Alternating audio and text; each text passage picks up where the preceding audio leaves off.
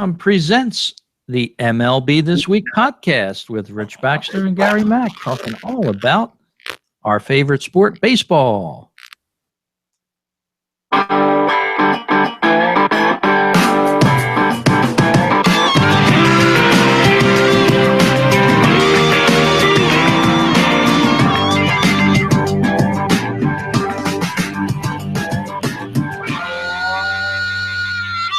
And hello, everyone. Welcome to This Week on the podcast MLB This Week show. My name is Rich. And I'm Gary. And Rich, you're probably wondering, why am I wearing a Miami Marlins hat? Well, I lost a bet. I had the Miami Marlins guy, Dan Dunn, and his co-hosts were on Mets Music a couple of weeks back there, and we did a little player-by-player bet for the 3 games, and though the Mets won 2 out of 3, my players that I picked only won 1 out of 3, so I had to pay up the bet. So I'm paying it up, Dan. If you're gonna watch it now or watch it in the future, I've got the hat on, so I hope that takes care of that. Yeah, we got to give you kudos for that hat. Yes, I noticed it right off the bat. For our podcast listeners, I'll describe it. It's a Marlins hat, black lettering with the colorful orange, and I guess that's a chartreuse green almost there. Yes, underneath. Very nice style there. Yeah, it's not a bad hat. It's comfortable. It's a little weird for me, having a different team on, but it's okay. Yep, and I see your Brooklyn Cyclones hat in the back of the office there, sitting there, all ready for the start of the season of the New York Penn League, which you've also got a podcast on that as well. Yeah. The Cyclones Fever Cast. It covers the Brooklyn Cyclones, and they'll be starting up tomorrow night, and I'll be putting out another episode of that with an interview with the pitching coach of the Brooklyn Cyclones, Billy Brick. So go check that out at cyclonesfevercast.com. And I'll also be doing another Mets Musings tonight, Rich. I got a busy night after we get done here. I get 2 more to go. Yeah, you got the famous triple header staring you down this evening on podcasts. That's great. I'm very proud of you. I'm envious of you. I don't think I could do 3 shows tonight. Myself. Well, I try to structure it as best as possible. It's just because it's been a busy week at work and at home. So usually I just try to, schedule a night for it, but things occur sometimes, and you got to double and in some cases triple up. So that's for sure. And like we missed last week's show, we didn't tell you in advance, but we had our schedules full last week, so we had to skip last week's show. So we got a ton of stories to get to this week. And Gary, never a dull moment in the world of baseball. No, Rich, not at all. And, you never know what's going to come up and hit you in the face in the league. That's for sure. And we had another base brawl take place. Manny Machado and the Baltimore Orioles got into a little tiff there. But it seems like that's happening more and more in baseball, especially this year, Gary. As the weather's starting to heat up, the fisticuffs are starting to start up. Yeah, it's really strange. As you say, Rich, it's seemingly to happen more and more. And but the same guy, I think, I can't pronounce his first name, but it was the guy with Kansas City, Ventura. He's the guy's a headhunter. I mean, this isn't the first guy that's gone after him. So this has happened before with this guy, and he got suspended, and I think Machado got a couple of games suspension for rushing the mound. But I guess we're going to see it more and more. The players aren't happy about getting pitched inside, and of course the pitchers have to pitch inside because of the they don't want to let them have the outside of the plate. So you got to pitch inside to keep the batters from hanging over the plate and covering that other side. So we may see more of this or not, But I have a feeling, Rich, that if we see any one or two more of them, that MLB is going to step in and say, no more of that. So we'll see what shakes out with that. Yes, we will. And that was a big part of a pitcher's game in the old days. A lot of the batters now don't even try to get out of the way of those inside pitches. So I'm in favor of the starting pitchers for that. If you have to come inside a little bit, you should be able to. And these guys that don't move out of the way, well, shame on them because that's the way the game is played. Nolan Ryan, many pitchers made a living off of keeping a batter aware of an inside pitch. So we'll have to keep our eye on that, as well as we had a starting pitcher for the Phillies today. This is late breaking news as of 5 p.m., just a couple hours before we started the podcast tonight. Alec Asher from the Philadelphia Phillies, in a violation of the league's PED policies, has been suspended for 80 games. So another Philly goes down with PEDs, and this is a surprise. Well, Rich, it's happening all over the place now, it seems, and it's not just the Phillies, it's not just the Mets, it's not just any one team. It seems to be spread out among all the teams. So, there's so much money, and there's such an edge to, or seemingly an edge to get by taking these things, that these guys are willing to take these chances, but don't know what drug it was exactly. If it was one of the old typer ones, then you got to be pretty stupid because they can test for it now.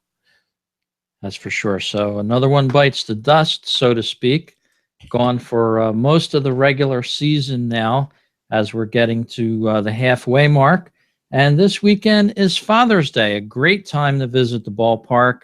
I'm sure a lot of dads out there, some of our listeners will probably be heading to the ballpark. We got a special story on that later coming up. And just a great time to be a baseball fan. A lot of the schools are out now. Every day it seems like more and more colleges are graduating, high school. So you're going to see an influx of fans going to the ballpark, especially this weekend, Gar. Oh, yeah, definitely, Rich. And, and there's always in baseball, there's always some kind of controversy or something to latch on to. And we've got a doozy going now with your first story touches on that with Ichiro Suzuki. And is he the home run, the hit king, or is he not? And Rich, why don't you tell us a little bit about that? Yeah, a story that came over the wire on Wednesday. Ichiro Suzuki, playing for the Miami Marlins, of course, raised his career total combined in Japanese and North American Major League Baseball hits to 4,257. He surpassed Pete Rose's Major League Baseball record by one hit with those two hits that he had on Wednesday for Miami. But he was very humble about it. He said this wasn't a goal of mine to get to this point. And of course, Suzuki speaks through a translator. So what they did was add both of his major league hit totals together. Of course, that didn't sit too well with Pete Rose, who had a quote in the USA Today of saying, "I'm not trying to take anything away from Ichiro. He's had a Hall of Fame career, but the next thing you know, they'll be counting his high school hits." So Pete Rose there getting a little sarcastic with Ichiro, and I don't know if you could call him the MLB all-time hits leader, even adding those two leagues together. I don't see that there's I still think that Pete Rose is your all-time hits leader myself. Pete Rose is the hit king, no matter how you slice it. The record is MLB career hits. I don't care if the Hall of Fame wants to make Ichiro. You know why the Hall of Fame wants to do it? Because they want to probably, when he goes in there, they want to say, "Hey, we've got the all-time hit king here." And the embarrassment over Pete Rose not being in Hall will be somewhat maybe swept underneath the rug, so to speak. But Pete Rose is the hit king. Ichiro's a great hitter, but he doesn't even have 3,000 hits yet in the major leagues. You want to count the hits that he hit in Japan? Well, look, how many hits did Pete Rose hit in the minors then? There are those that say that the Japan baseball is equal to about AAA, maybe quadruple A baseball or 4A baseball. But it's not Major League Baseball. I'm sorry. I don't care how, and you can't. So then Barry Bonds is not the home run leader if we're going to count everything like that, because then Sadaharu O should be the all-time home run king. He hit over 800, but we don't even count those. So to me, it's a lot of baloney about this. Pete Rose is the hit king. The Hall of Fame can say what they want to say. The commissioner can say what he wants to say. But the bottom line is, to me, those 1,272 hits or whatever he got in Japan does not count in the total. Or else then you have to count everybody else's totals that are, and how many guys have washed out in the majors and gone on to Japan and been very successful there. Now, I know one writer today said, well, Ichiro had to come here and adjust to the culture and everything. Hey, it's the same thing. When a guy washes out here and goes to Japan and plays, he's got to get used to that culture. And yet they succeeded. So, I mean, it goes both ways. And I think that shows you that it's not up to this level. And Pete Rose is the hit king. Yeah, and Suzuki, to be honest with you, he feels like he's been placed in a bad spot in this whole situation as well. Again, through an interpreter, he said, to be honest, this wasn't something that I was making out as a goal. It was just kind of a weird situation, excuse me, to be in because of the combined total. So I think he sort of realizes, excuse me again, I need some water. I think he kind of realizes that, he's in a tough spot. The press sort of picked this up and they ran with it. So did Baseball Hall of Fame, other news outlets, and he's sort of placed in the middle of it. Yeah, you got to feel bad for the guy. He's stuck in the middle of this controversy. And, but like everything else, it'll be argued, and we always argue things in baseball left and right. It was Roger Maris, did he beat Babe Ruth's record? But he had an asterisk. So if you want to call Ichiro the all-time hit king, then you got to put an asterisk by his name and put that's 12,079, whatever the hits are total, came in the Japanese professional leagues and not in Major League Baseball. That's true. So moving on to our next story here in the hockey world, it was announced today that Las Vegas is the leading contender for a new stadium. But in the MLB, the baseball world, there's been talk about moving a stadium from a certain location. And Gary, you have that story, whereas they might be able to salvage this franchise just where it is. Yeah, well, Rich, the Tampa Bay Rays have been in negotiation for, it seems like, eternity now for a new stadium, but they're throwing out plenty of ideas about what could be part of a next generation ballpark, including a single deck facility with non-traditional seating plans and a new type of synthetic turf that will allow use of the field year-round. This potentially game-changing shift in ballpark design is coming up as Rays officials meet with representatives from Hillsborough and Pinellas counties in Tampa and St. Petersburg officials as well about a potential ballpark site as well as financing options. These discussions are taking place in private, of course, but all sides are still making comments to the press. And judging by all of these comments that are coming out, the ballpark, there's a lot of controversy over the design and the ballpark location. So I don't know. How could, a major league ballpark has to have X amount of seating in it. So I don't know what the number is, if it's 35 or 40,000, but with a single deck ballpark, how are you going to do that? And I mean, they'll probably have grassy areas to sit in or a picnic area. I guess that's what they mean by non-traditional seating. But I don't know. It sounds interesting. No plans are been leaked out at all on the look of the ballpark, but I don't know. Yeah, and to add to the story a little bit, the 2 hour meeting went on, as you said, Gary, behind closed doors. Nothing was really released to the media, other than there was discussion of about 9 different sites, both inside and outside the Tampa city limits. They were presented to the group of lawmakers and people like that. So yeah, they're trying to pitch to that area of Florida that we may lose this franchise if we can't build a new stadium. So it's going to be interesting. And it's interesting that you mentioned about the hockey moving to Las Vegas. That's going to be watched by every league going because that's the hot or one of the hot cities. And if once the NHL breaks the ice, no pun intended there, you could see a lot of teams. Right now there's a lot of holding back because they're worried about the whole betting issue and everything. But let's face it, you can bet anywhere in the United States now. I mean, there's casinos all over the place. There's betting houses all over in a lot of these casinos. A lot of states are passing sports betting.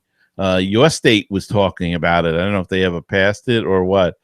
But it's going to be interesting to see what happens, and might see teams there. Oakland's still negotiating, trying to find a site in California for their franchise for a new stadium.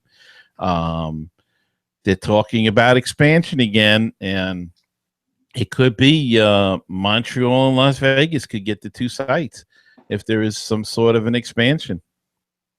Yes, indeed. And as you said, yes, the state of New Jersey moving on approving the fantasy league sports in the past couple of days. They haven't put it to a vote yet, but there was talk of them trying to get towards full sports betting, which, of course, just a few years ago, they were locked out of because they had to make a vote at that time. I believe it was 1992, somewhere back then.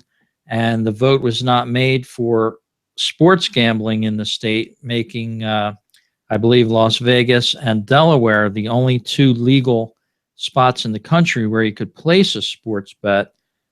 Just reading a story here, it looks like Montana and Oregon also allow some sort of sports betting as well in the country. So, yeah, Atlantic City and the state of New Jersey trying to get full sports betting. They've been trying to do this for the past couple of years, especially when Atlantic City was losing its casinos, losing its revenue, things like that. So they're trying to gain it back. And that seems to be the hot way to do it these days. Gambling, the vices, all of the vices are coming back. Yes, it certainly is. They can make a boatload of money, the states, or at least they feel they can.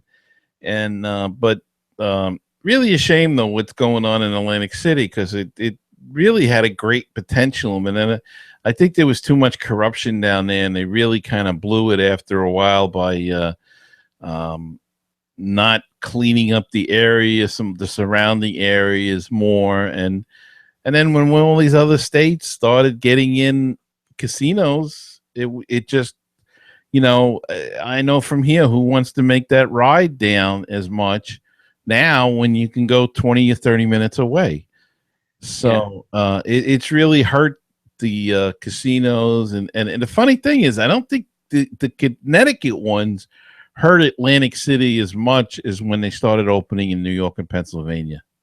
Yeah, and down in Maryland, places like that where, which traditionally drew a lot of the crowd that made it to Atlantic City. They didn't have to make that trip all of a sudden. But actually, the big sports betting, and I call it betting, DraftKings and FanDuel, the daily sports wagering that they offer online, that being regulated now by the state of New Jersey. It's going to go to a vote and taxed, of course.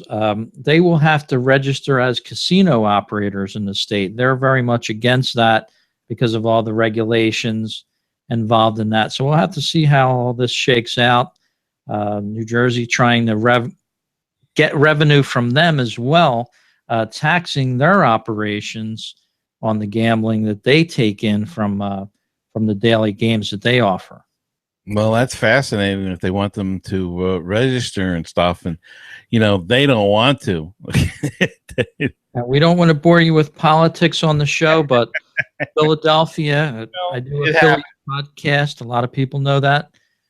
Just passed a tax, believe it or not, and I know a lot of people are going to think this is crazy, a soda tax. Oh, jeez, yeah. Within the city limits of Philadelphia, a 1.5 cent soda tax.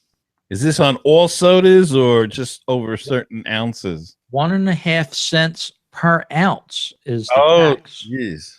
So we could go on for a few minutes on this, but we won't even start another podcast, Rich. Yeah. So if you're going to go get a soda in the Philadelphia area, now you're going to pay a tax on it. Next will be orange juice. Bring it in from New Jersey. That's what you're going to have to do. Get your soda at the border and then go into Philly and enjoy the soda at the Jersey prices and not at Philly price. On the drive-in. Well, let's go around the league a little bit before we continue on with the show here. MLB This Week, your independent source for baseball news. Gary and I do this podcast each week. You can subscribe to us on iTunes or Stitcher Radio. Check us out and all our other shows actually on baseballtalkradio.com. It's the home of great baseball talk shows. You can check out 30 some odd podcasts as of the time we're doing this show there. So check it out over there and follow us on Twitter. We're at MLB This Week. Gary, of course, does his Mets Musings podcast. You can follow him at Mets Musings 1. And I am at Fightin' Phillies on Twitter for my Phillies podcast and my comments on the Phils. So if you want to check us out on different social medias, you can find us there. And moving on with the show, Gary, let's talk a little bit about the NL East, one of the divisions that we really care about here in baseball. It's the Washington Nationals still leading the way.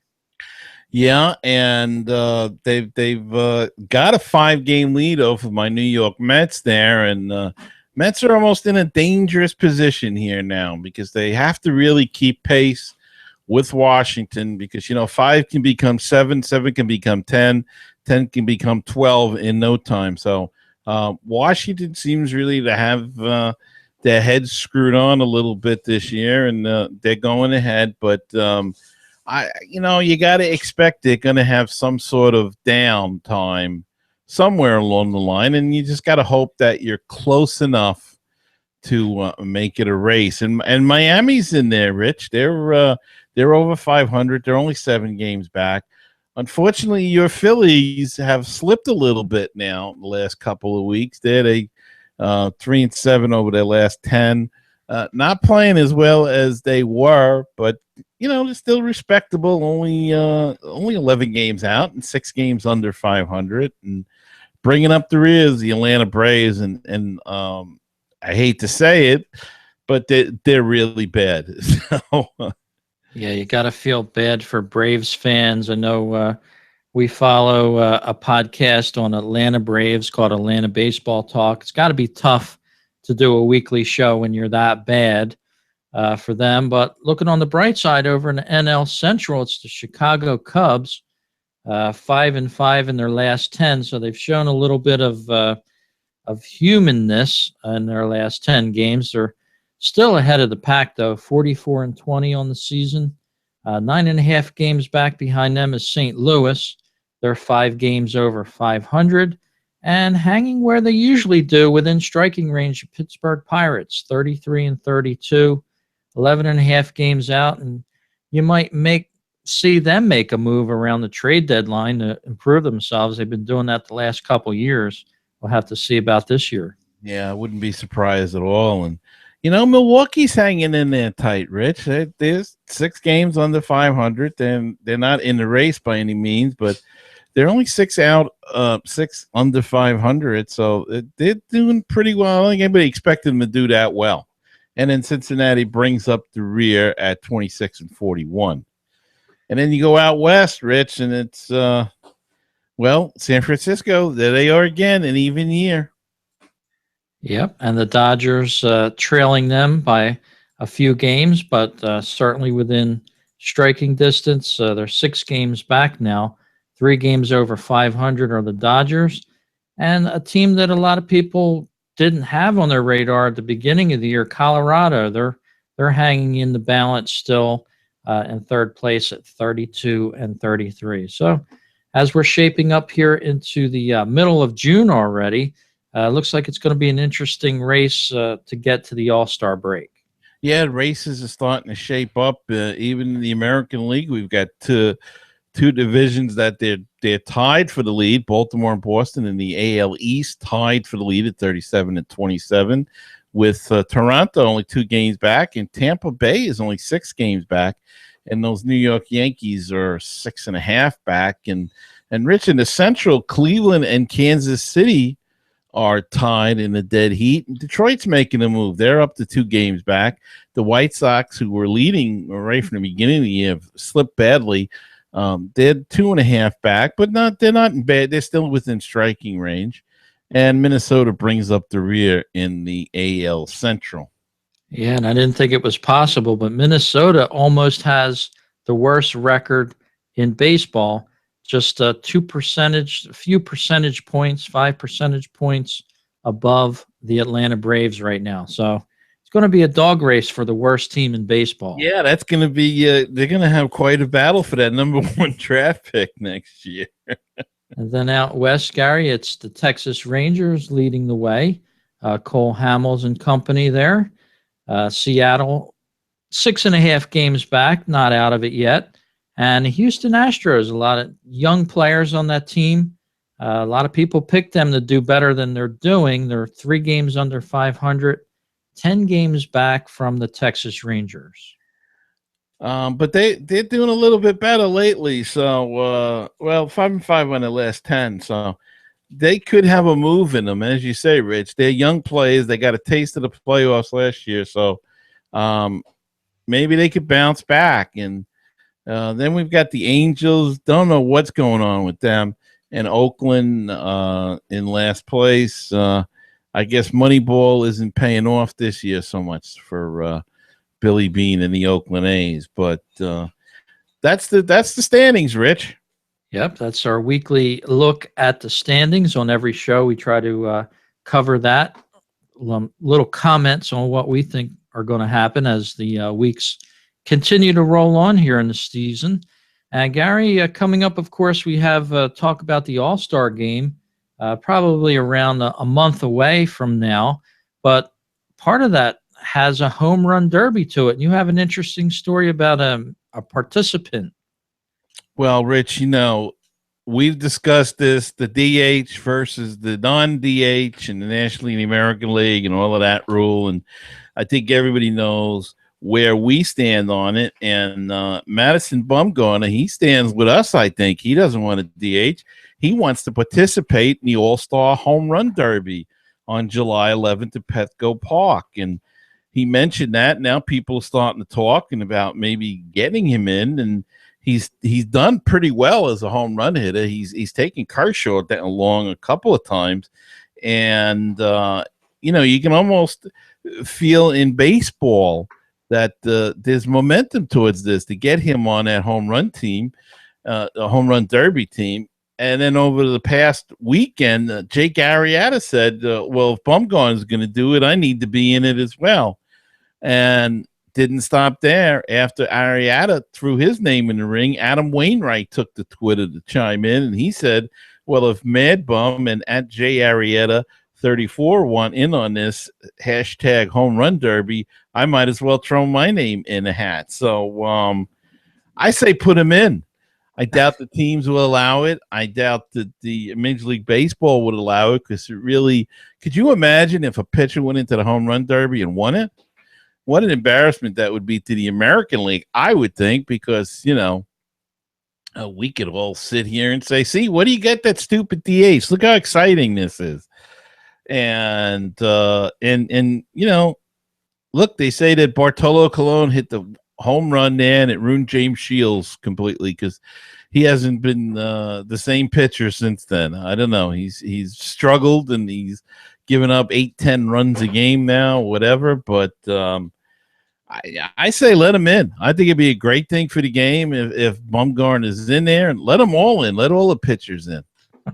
Let them form their own team. Let them have a home run hitting. Could you imagine? How about that? Bumgarner, Arrieta. How many guys are on a team now? 3, 4?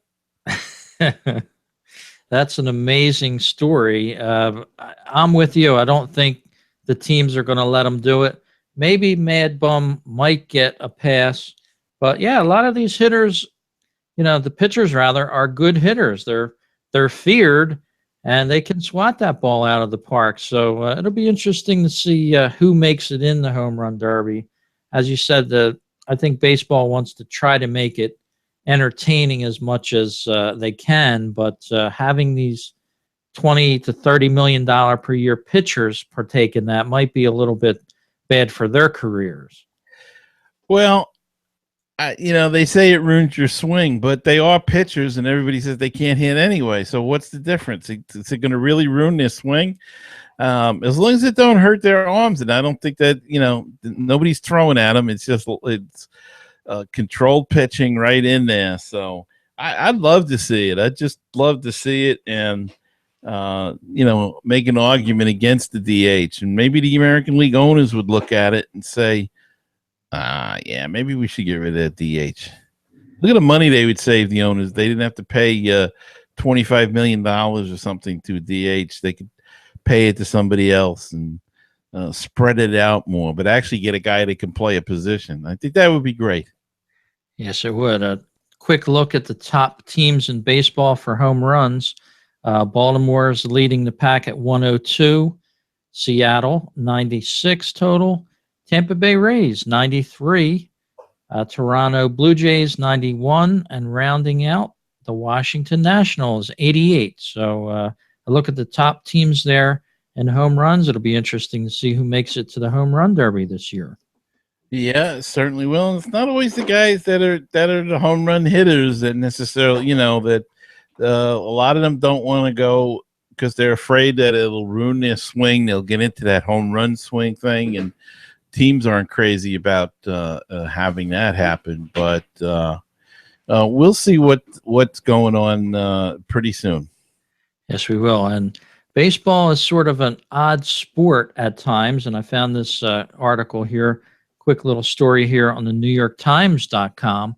Baseball's Enduring Oddities was the title of the article. And it gave about 6 or 8 descriptions of weird things that happened in baseball games. So just to recap a couple of these here, a 21-inning game with no walks in it, facing the New York Giants on July 17th, 1914. Guy named Babe Adams of Pittsburgh pitched an entire 21-inning game without issuing a walk. Wow. He loses the game 3-1 when he allows 2 runs in the top of the 21st inning. So that's the first story in this article. Pretty entertaining, by the way. John McGraw should have pulled him out after the 20th inning. I don't know what that guy was thinking. Yeah, you think 20 innings is enough for a pitcher? Nowadays, they wouldn't last 6 or 7. What the hell kind of pitch count did this guy have? Must have pitched 500 in that game. Holy cow. Another quick story here. I know our podcast is, we're trying to shorten it up tonight because I know you have so many podcasts to do, Gary. Here's a quick one here. Gene Mauch's folly. On May 2nd, 1968, Mets shortstop Bud Harrelson became the first batter in baseball history to gain a 3-0 ball to strike count advantage from the on-deck circle when umpire Ed Vargo penalized Phillies reliever John Boozer for going to his mouth inside the 18-foot circle of the mound during his warm-ups. Vargo is trying to enforce baseball's new rule designed to curb spitballs.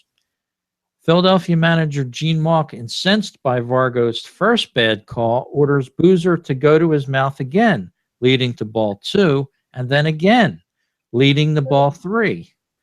Both Mauch and Boozer are then tossed from the game, which the Mets win 3-0. Eh, that's outstanding. So a I little love bit, those stories like that. That's what it's all about. and that's the way baseball is. It's not very predictable. Certainly, some oddities occur every night out on the field. So if you get a chance, Google it. It's a New York Times article from earlier this year called Baseball's Enduring Oddities. That's a great one. I got to look into that one. That's for sure. And we got a couple stories on Cleveland. You have one here extending with a New York Penn League team. Well, it's a quickie. Yeah. One longtime parent club affiliate relationship will continue as the Mahoning Valley Scrappers, the short season A New York Penn League team, are extending their player development contract with the Cleveland Indians. This PDC extension comes in the form of a 2-year deal, assuring that the two sides will be paired through at least the 2018 season. The Scrappers have been an affiliate of the Indians since their inaugural season in 1999. So, it seems like a small thing, but when it comes to these small towns, it really means a lot. And a lot of these towns, some of the stuff revive around their minor league baseball teams, and Mahoning Valley has been 17 years, had this franchise all with the Cleveland Indians, and it makes sense. They're an Ohio team. Cleveland's in Ohio. They like to have the short season A-League teams close by. Cyclones with the New York Mets, the Staten Island Yankees with the New York Yankees. Pittsburgh has the West Virginia Black Bears, all within.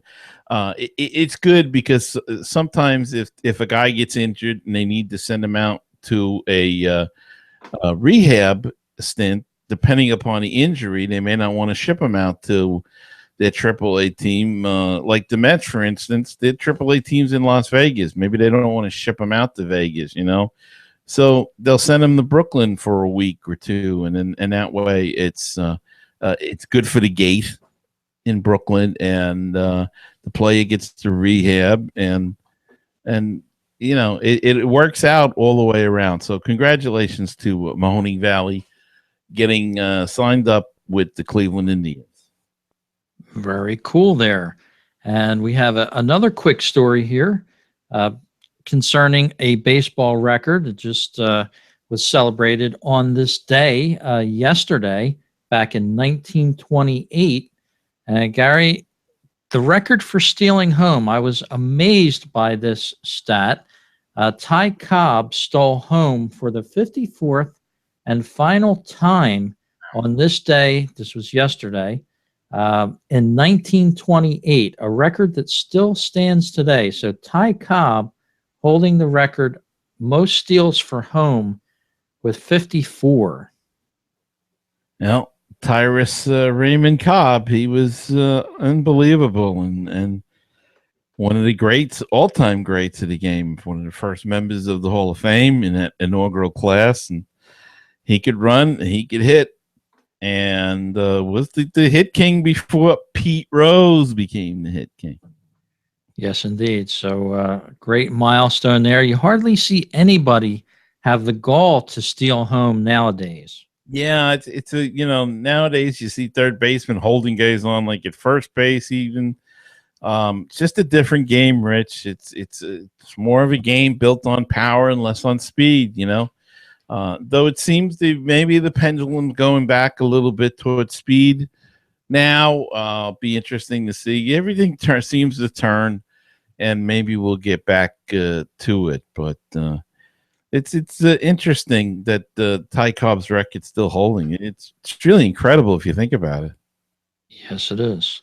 Well, out in L.A., we have a story about the Dodgers using some umpire songs for walk-up music. Very interesting. Yeah, Rich. Umpire Joe West, when he's not, the umpire, He's the country singer, Cowboy Joe West. And keeping that in mind, the Dodgers, I think it was 2 weeks ago, used the umps' songs as their walk-up tunes.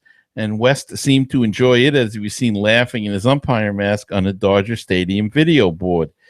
Dodgers manager Dave Roberts told MLB.com's Jack Bear after the game that it was a little ode to the Cowboys. So they were taking the songs that Joe West recorded, and every Dodger was using it as their walk-up music. And Joe West was behind the plate and seemed to get a kick out of it. So good for them. And he's been doing that quite a long time. He's been around a long time, Joe West, and touring the country and singing his country stuff a lot in the off season. So he's got a real good gig going there. Yeah, maybe the Dodgers were trying to get on his good side, playing his music there. So Joe West there, we had an interesting time at the ballpark that night. Gary, before we end this podcast, of course, this weekend is Father's Day, and I did a little research around the ballparks on the best Father's Day giveaways. Some of the few Father's Day giveaways, actually, maybe not the best, but let's run through a couple of them here real fast before we call it a day with this podcast. And over at your New York Mets, Gary, they'll be playing the Braves this weekend coming up. And they're going to be giving away a Father's Day baseball cap, a nice sort of a beige cap with a Mets logo on it there for all fathers and kids 12 and under there at the ballpark at Citi Field in New York. Let's go down to Miami, where they'll be playing the Colorado Rockies. The first 5,000 dads through the turnstiles will get a Don Mattingly special edition T-shirt from the Marlins for Father's Day. And also, they had some special tickets for sale that sold out. It was a special Father's Day play catch promo package for $85 per person down there in Miami. It included a game ticket in the Lexus Legends Platinum section, which is a pretty decent section. All you can eat, which includes beef hot dogs, peanuts, popcorn, nachos, Pepsis, and water, of course, and a 30-minute play catch season post game in the outfield. So you and your dad can go out there in Miami Marlins Park and play catch. They're going to do that for 30 minutes after the game. You're also going to get a commemorative Father's Day Marlins T-shirt and a commemorative photo of your group in the dugout. So the Marlins really went overboard on this. It was an $85 package, as I said, but a lot of the proceeds, even raised in that event, will benefit prostate cancer research. So my vote for the best Father's Day giveaway would have to be down in Miami this weekend. Well, you can't beat the weather, and though we're getting some nice weather too, but I guess I got the right hat on tonight for it, right? Yes, you do. A couple more to close out here over in L.A. They're going to be playing the Milwaukee Brewers, this weekend on Father's Day out in Los Angeles. They're going to be giving away L.A. Dodger boxer shorts to Dad. And they're also going to have a post-game catch on the field, which is a separate ticket purchase, though not as inclusive as the Miami offer, which was a really nice offer there. And the Scrooge, we're going to have a Scrooge of this whole situation here. Little movie music there to bring it in here. At Cleveland, I don't know what happened in Cleveland this weekend, Gary, but absolutely nothing being given away for Father's Day this weekend by the Indians, who would be playing the Chicago White Sox. All fans will get a Corey Kluber jumbo baseball card, but nothing for Dad. I guess they figured that that's going to do. They're going to give it to everybody. And they get the the bong, so to speak, of the weekend for Father's Day. But we hope everybody enjoys their Father's Day. If you go out to the ballpark or wherever it happen to be, even in Cleveland, we're going to have to talk to baseball PhD about this because I know they're from the Cleveland area. One of the podcasts there. Just terrible by the Indians, but enjoy your Father's Day weekend, everyone. And yeah, I want to second that. And Rich, I'll see you again next week. All right, Gary, we'll talk again on the next edition of MLB This Week, the podcast.